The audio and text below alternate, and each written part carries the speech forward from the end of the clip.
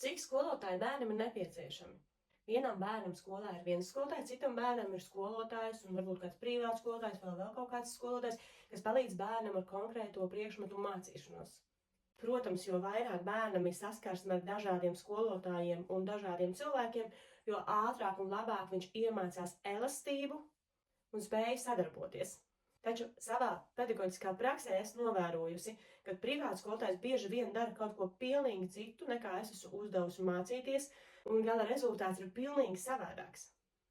Jo šī milzīgā atšķirība starp skolotāju un citu privātu skolotāju ir tāda, ka skolotājs bērnam prasa noteiktu vielu, apgūt noteiktā kvalitātē un līmenī. Taču privāts skolotājs bieži vien vispārīgi palīdz bērnam saprast, par ko ir runa. Un ja konkrēti mēs tieši runājām par klavierspēli, tad noteikti tas nedara. Jo mācoties mūzikas skolā klavierspēli, ir nepieciešams to apgūt noteiktā līmenī.